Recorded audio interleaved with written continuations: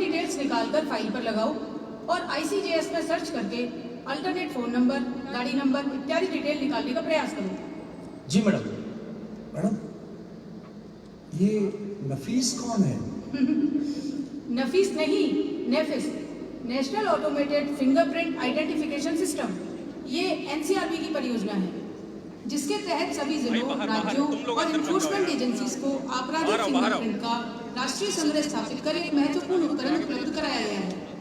Fingerprint पहचान प्रणाली integrated है जिसमें 1 करोड़ से ज्यादा अपराधियों का फिंगरप्रिंट डेटाबेस शामिल है। और यही नहीं, CRPI एक्ट 2022 के तहत गिरफ्तार होने वाले प्रत्येक व्यक्ति का बायोमेट्रिक रिकॉर्ड भी उपलब्ध है। मैडम, ICJS से इनके alternate mobile number, bank detail, vehicle detail भी मिल गए। Good job Vinod, mobile number को ट्रैक करके लोकेशन प्राप्त करने की कोशिश करो। जी मैडम। जय हिंद मैम। मैम, अभय कमांड सेंटर के फेस रिकॉग्निशन कैमरा पर एक आरोपी आशिफ आज मेरी गेट के पास की दुकान से कुछ खरीदता हुआ दिखाई दे रहा है। वेरी गुड संगीता, ये तो बहुत बड़ी लीड है। वहां जाकर CCTV रिकॉर्ड डिटेल भी प्राप्त करो और दुकान मालिक के बयान भी रिकॉर्ड करो। जी मैम। मैडम, एक आरोपी की लोकेशन सीकर के आसपास आ रही है, दूसरे की लोकेशन बस्सी की है, बाकी सारे फोन स्विच ऑफ हैं। भवानी, तुम सीकर की टीम को लीड करो और विनोद, तुम जांच टीम लेकर बस्सी के लिए रवाना हो। ध्यान रहे, आरोपियों को होशियारी से राउंड करें और मैं क्राइमेट के जरिए वांछित अपराधियों के संबंध में अलर्ट जारी करवाती हूँ। जी मैडम।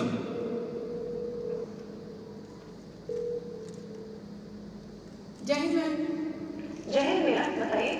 3 मुख्य आरोपियों को राउंड अप कर लिया है। शाबाश मेरा। थैंक यू मैडम, ये तो नए कानूनों के क्रांतिकारी बदलावों और मेरी जुझारू टीम के प्रयासों का नतीजा है मैम। गुड, ये बताओ। जय हिंद। जय हिंद। अरे ज्ञान जी सुनो, जी हुकुम। गिरफ्तार आरोपियों के परिजनों को नए प्रावधानों के अनुसार गिरफ्तारी की सूचना दे दी है ना। गिरफ्तार व्यक्तियों का नाम थाने रिपोर्ट पर चस्पा करना और पुलिस पोर्टल पर अपलोड करना जरूरी है। और हाँ, उन्हें फ्री लीगल एड की जानकारी भी दे देना। अरे हुकुम, ये सब तो आपके बताए अनुसार हमने पहले ही कर दिया है। आपकी मंशा के मुताबिक इन हार्डकोर अपराधियों की कोर्ट में पेशी के लिए हथकड़ी लगाने की परमिशन के लिए प्रार्थना पत्र भी न्यायालय भिजवा दिया है। अरे ज्ञान जी, अब इसकी कोई जरूरत नहीं है। क्यों हुकुम, हथकड़ी नहीं लगाएंगे? अरे नहीं, हथकड़ी तो लगाएंगे, परंतु भारतीय नागरिक सुरक्षा संहिता की धारा 43 के तहत संगीन और आदतन अपराधियों के मामलों में हथकड़ी की स्वीकृति न्यायालय से लेने की कोई आवश्यकता नहीं है। अरे वाह मैडम, ये तो बहुत ही कमाल और दमदार प्रावधान है जो कि मजबूत पुलिसिंग के लिए बहुत जरूरी था। हाँ ज्ञान जी, ये सशक्त कानून की नींव स्थापित करने वाला प्रावधान है। मैडम, वो तीसरा आरोपी राहुल, उससे कुछ इन्वेस्टिगेशन फॉर्मेलिटीज तो रही गई और न्यायालय ने उसको जुडिशियल कस्टडी में भेज दिया। अब क्या करें मैडम? तुम्हें नहीं पता, नए आपराधिक कानूनों के तहत अपराधी की दोबारा पुलिस कस्टडी हासिल की जा सकती है। अब इस केस में पहले 7 दिन तक अपराधी की कस्टडी हम अलग अलग समय में ले सकते हैं। और हाँ विनोद, इन चारों अपराधियों की संपत्ति सूची तैयार हो गई। ध्यान है ना, 107 भारतीय नागरिक सुरक्षा संहिता अब हमें अपराध से अर्जित संपत्ति को जब्त करने का पावर भी देती है। अरे वाह मैडम, इससे तो अनुसंधान में बहुत सहूलियत हो जाएगी और संपत्तियां जब्त होने से आर्थिक तौर पर अपराधियों की कमर टूट जाएगी।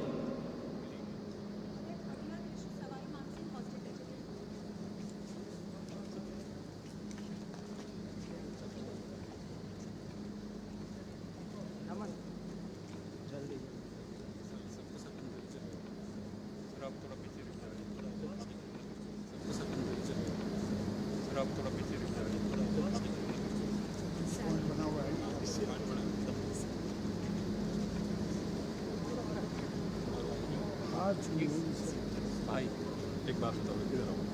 दोनों को दोनों गिम्बल लेकर के अंदर बैठे रहोगे तो कैसे काम चलेगा? गुड मॉर्निंग डॉक्टर साहब। मानव थाना से पोस्टमार्टम और LLC के लिए रिक्वेस्ट आपको भेजी है। केस आपकी सेंसिटिव नेचर का है, तो रिपोर्ट वक्त पर मिल जाए तो अच्छा रहेगा। अर्जेंसी है, इसलिए खुद चला है। अरे ज्ञान जी, आपको तो आने की जरूरत नहीं। आपकी रिक्वेस्ट CCTNS से मेडले कार्ड पर आ चुकी है, पोस्टमार्टम हो चुका है और इंजन की MOC भी तैयार है। एक्सरे की रिपोर्ट पेंडिंग है। उसके आगे ही मैं सभी रिपोर्ट्स रेड डिपार्ट पर अपलोड कर दूंगी। डॉक्टर साहब, ये मेडिपार्ट क्या होता है? मेडिपार्ट नहीं, मेडिपार्ट मतलब medico legal examination and postmortem reporting system. इसका उद्देश्य मेडिकल रिपोर्टिंग प्रक्रिया को व्यवस्थित करना व पुलिस और डॉक्टर्स के बीच बेहतर समन्वय बनाना है, जिससे मेडिको लीगल केसेस में त्वरित रिपोर्टिंग होने से आपराधिक न्याय प्रणाली को गति मिलती है और आप ये रिपोर्ट्स CCTNS के माध्यम से अपने थाने पर ही देख सकते हैं। अरे वाह मैडम, फिर तो आपसे मिलना ही नहीं होगा। चाय पीने आते रहना, और हाँ, एनुअल मेडिकल चेकअप कराने तो आओगे ही ना? जी जी जी जरूर। अच्छा, धन्यवाद, चलता हूँ।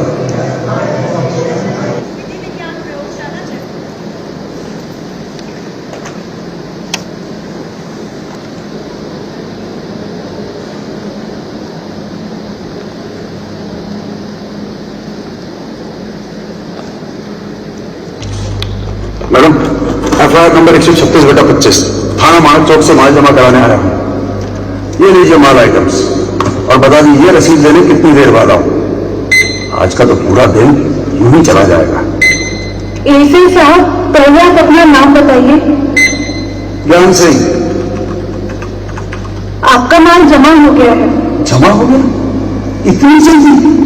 ये तो बहुत बढ़िया बात है। जी, फिर जांच रिपोर्ट जल्द ही पोर्टल पर अपलोड कर दी जाएगी और नोटिफिकेशन के जरिए आपको इसकी सूचना भी मिल जाएगी। ई-फोरेंसिक 2.2 के जरिए अब आपको FSL रिपोर्ट लेने आने की जरूरत भी नहीं है। आप रिपोर्ट सीधा CCTNS से डाउनलोड कर सकते हैं। अरे डाउनलोड तो ठीक है, लेकिन हमारे पास अनुसंधान के लिए सिर्फ 90 दिन का वक्त है। तब तक आपकी जांच रिपोर्ट अपलोड हो जाएगी। अरे ज्ञान जी, नए कानून आने के बाद फोरेंसिक की क्षमताओं का भी विकास और विस्तार हुआ है। हमें सरकार की तरफ से भरपूर संसाधन मिले हैं। अब पहले की तरह FSL रिपोर्ट महीनों तक पेंडिंग नहीं रहती। आपको इस केस की रिपोर्ट भी जल्द ही मिल जाएगी। वाह जी वाह, ये तो कमाल हो गया। FSL रिपोर्ट वैज्ञानिक अनुसंधान की सबसे महत्वपूर्ण कड़ी है, जिससे जनता के लिए त्वरित न्याय का रास्ता खुला।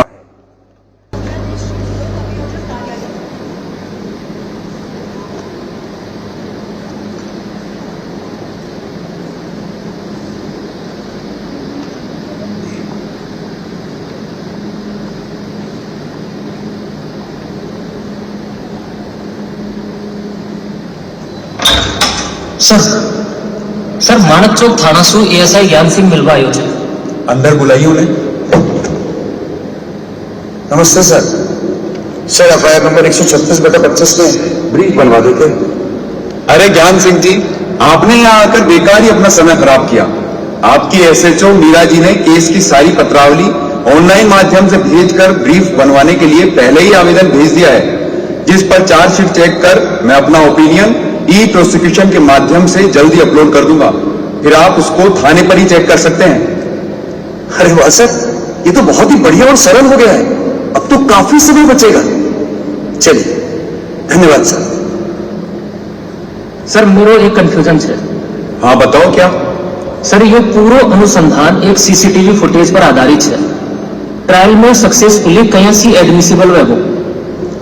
देखो, DVR से जो CCTV फुटेज ली गई है, उस फुटेज की हैश वैल्यू निकाली जाती है तथा भारतीय साक्ष्य अधिनियम की धारा 63(4)CA का सर्टिफिकेट उसके साथ जारी होता है, जिससे साक्ष्यों की एडमिसिबिलिटी बनी रहती है। जी सर।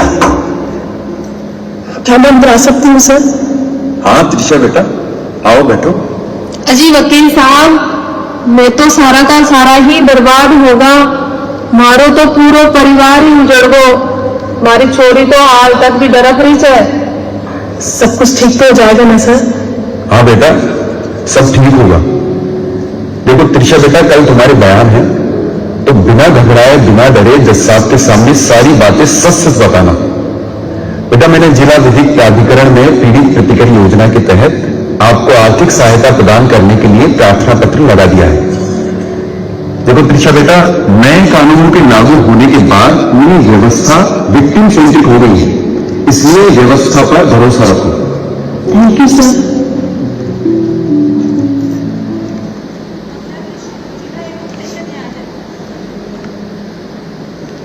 कितना बचा?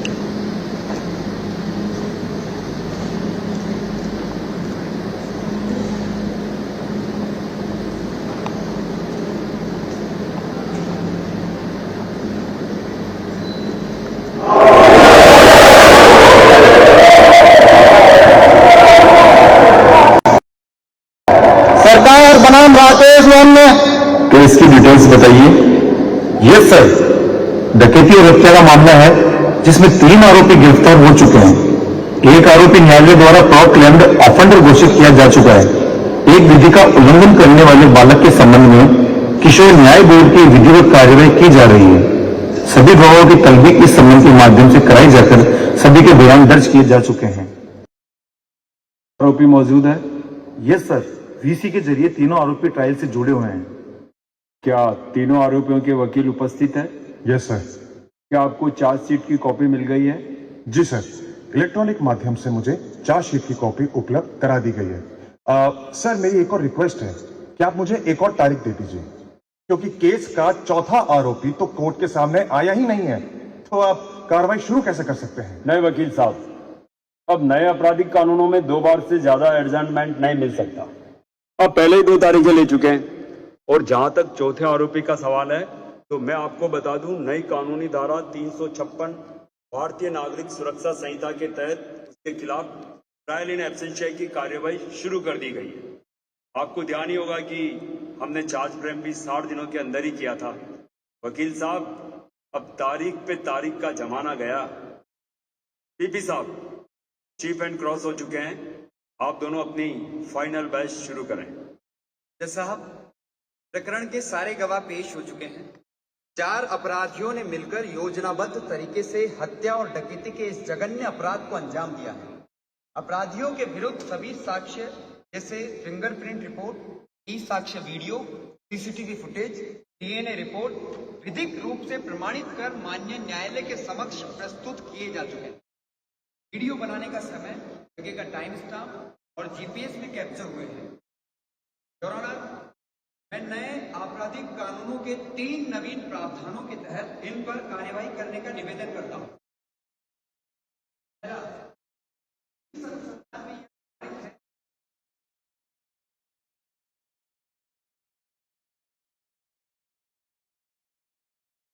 धारा 111 के तहत इन पर कार्यवाही किए जाने का निवेदन करता हूं। दूसरा, इस गिरोह ने अपराध करने के लिए एक बालक को भी नियुक्त किया है, इसलिए भारतीय न्याय संहिता की धारा 95 के तहत भी इन पर कार्यवाही की जाए। तीसरा, इस घटना में एक व्यक्ति की मृत्यु के साथ एक महिला सरिता देवी वेजिटेटिव स्टेट में है, इसलिए भारतीय न्याय संहिता की धारा 117(3) के तहत भी इन पर कार्यवाही की जाए और इन्हें कड़ी से कड़ी सजा दी जाए। जज साहब, ये पूरा परिवार इस अपराध से तबाह हो गया है, इसीलिए मेरा माननीय न्यायालय से निवेदन है कि इन कुख्यात अपराधियों को विभिन्न धाराओं में मिलने वाली सजा को नए कानूनों के प्रावधानों के तहत समवर्ती ना करके क्रमवर्ती यानी कि कॉन्सिक्यूटिव किया जाए, ताकि अन्य अपराधियों के लिए ये एक नजीर बने। सर, मेरे क्लाइंट को पुलिस द्वारा झूठा फंसाया गया है। केस में एक भी स्वतंत्र गवाह नहीं है, सारे गवाह तो पुलिस वाले ही हैं। पीपी साहब, आप कुछ कहना चाहेंगे इस बारे में? साहब, मेरे काबिल दोस्त शायद नए आपराधिक कानून पढ़कर नहीं आए हैं। सारे सबूत साइंटिफिक है, वह एक्सपर्ट एविडेंस से सपोर्टेड है, इसीलिए इनकी सभी दलीलें बेबुनियाद हैं।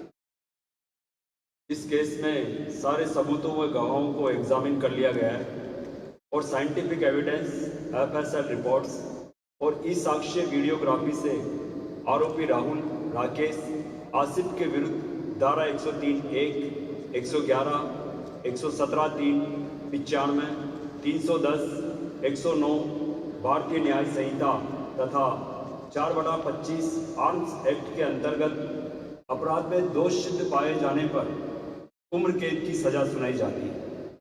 उद्घोषित अपराधी विजय पूरी प्रक्रिया में उपस्थित नहीं हुआ। नए प्रावधानों के अनुसार आरोपी विजय को भारतीय नागरिक सुरक्षा संहिता की धारा 356 के तहत ट्रायल इन एब्सेंशिया में दोषी करार देते हुए उम्र कैद की सजा सुनाई जाती है। दंड आदेश की कॉपी तुरंत अपलोड की जाए। धारा 107 के अंतर्गत एसएचओ माणक चौक की ओर से अभियुक्त राकेश की संपत्ति की कुर्की के प्रार्थना पत्र को निस्तारित करते हुए कुर्की आदेश जारी किए जाते हैं। आगे अपील करेंगे।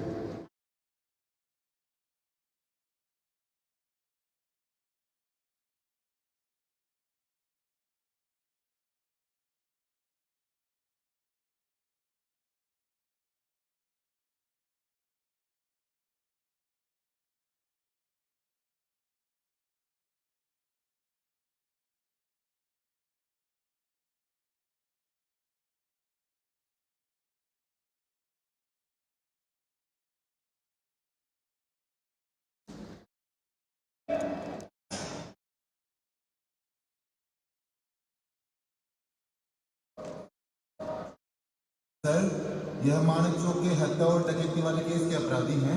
ये कल ही जेल में दाखिल हुए हैं। ये हार्डकोर अपराधी इन्हें स्पेशल सेल में शिफ्ट करें। और हाँ जी सर, बीएनएसएस की धारा 479 के तहत इन फर्स्ट टाइम ऑफेंडर्स की 1/3 सजा पूरी होने वाली हो या हो चुकी हो, उनकी जमानत याचिका जेल के माध्यम से न्यायालय में पेश होना जरूरी है। नए कानूनों की अपराधियों के प्रति जो सुधारात्मक और मुख्य धारा से जोड़ने की मंशा है, इन सब की पालना अति आवश्यक है। सर, अब तो हमारे सिस्टम पर अपने आप ही इसका अलर्ट आ जाता है। जैन सर, ये आपसे कुछ कहना चाहता है। साहब, मुझे हत्या के केस में मृत्यु दंड मिला है। मेरी मदद कीजिए साहब, मैं गरीब आदमी हूँ। अरे जेलर साहब, सजा के 30 दिन के अंदर इसकी मर्सी पिटीशन पेश करनी पड़ेगी। इसमें इसकी मदद करें। जी सर। क्या ऑनलाइन वीडियो कॉन्फ्रेंसिंग पोर्टल सुचारू रूप से काम कर रहा है? यस सर, यह तो कमाल का प्रावधान है। ना आरोपी के भाग जाने का डर, ना उसकी सुरक्षा के लिए ज्यादा पुलिस बल की जरूरत। सरकार का पैसा, समय और संसाधनों की बचत का अभूतपूर्व प्रावधान है ये।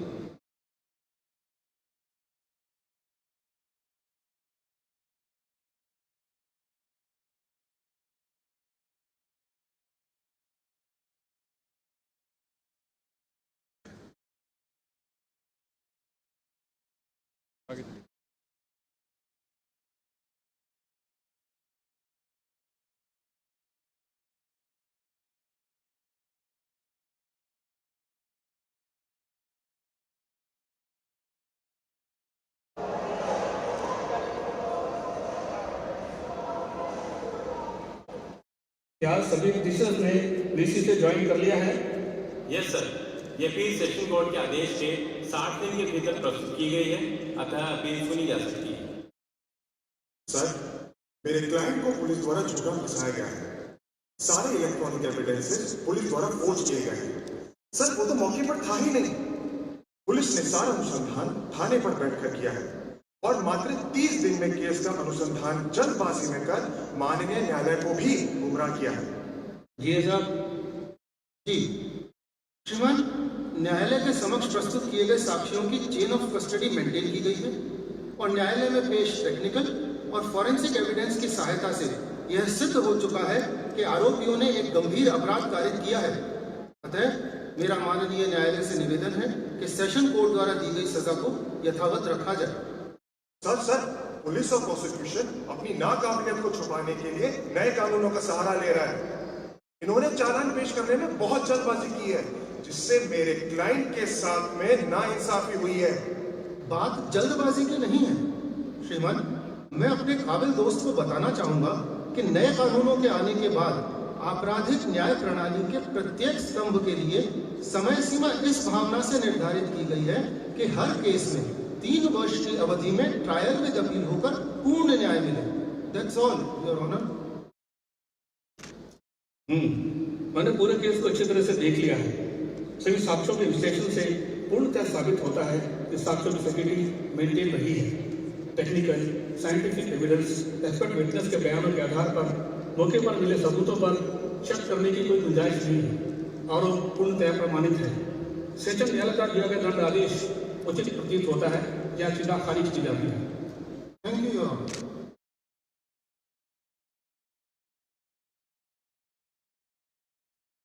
मैम, आपका बहुत बहुत धन्यवाद।